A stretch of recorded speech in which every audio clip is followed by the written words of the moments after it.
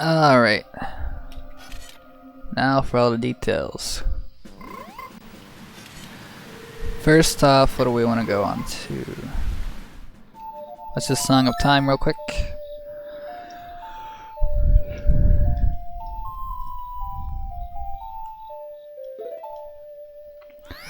The reason Song of Time is important is because for this heap, you want it to be the one that you collect the red rupee on. You can technically do it with the red rupee collected, but it requires a very slightly different heap with the spawners. Second, regarding the spawners themselves, the spot you want to end on and do your C up is right about here. The way I tell is there's this little white trail that branches this way, and this is the one you want to do it. The spot you want to do it from.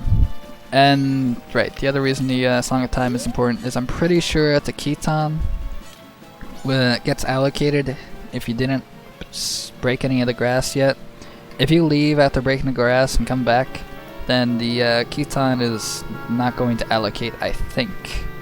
Don't quote me on that. But if it doesn't, then that affects the heap. Pretty sure. Anyways, now that all that's out of the way, go up here. To get the rupees, pretty simple, just go and roll up at the top here.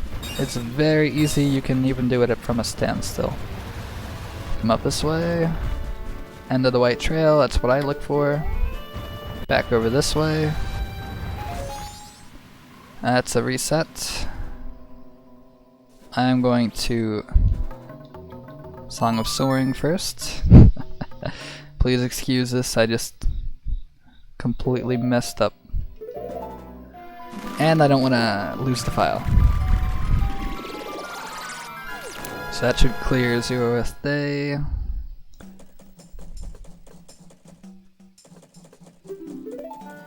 Yeah, that looks bizarre. Alright, next, go back over here. Song of Time. Get the red rupee back.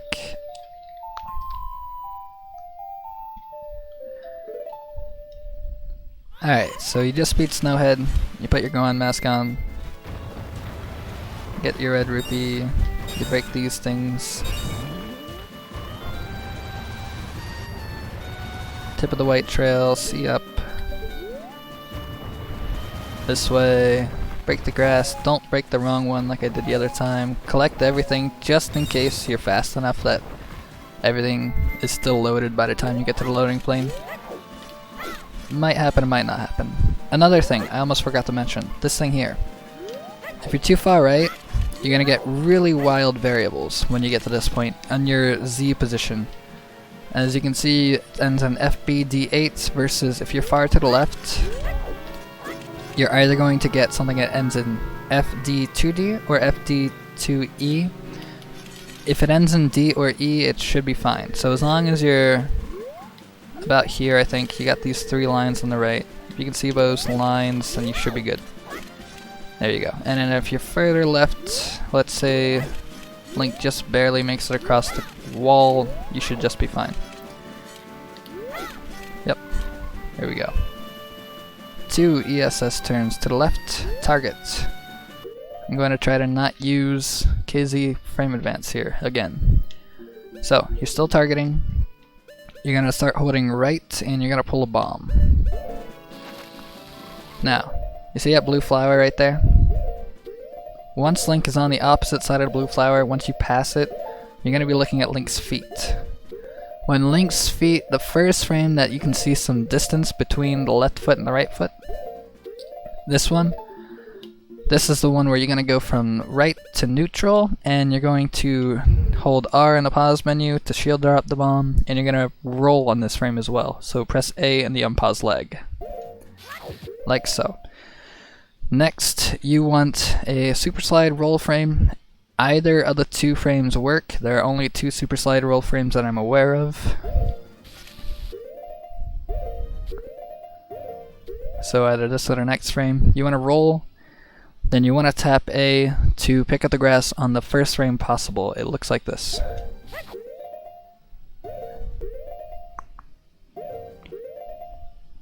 Okay, I'm pretty sure I rolled a frame late, so we're gonna redo all that.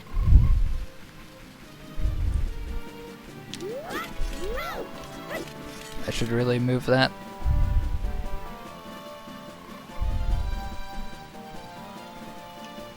It's not even accurate technically. It's for a different, it's for at night basically. I think it's night or something, I don't remember.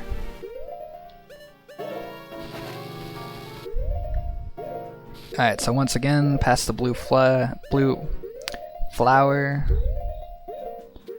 This frame.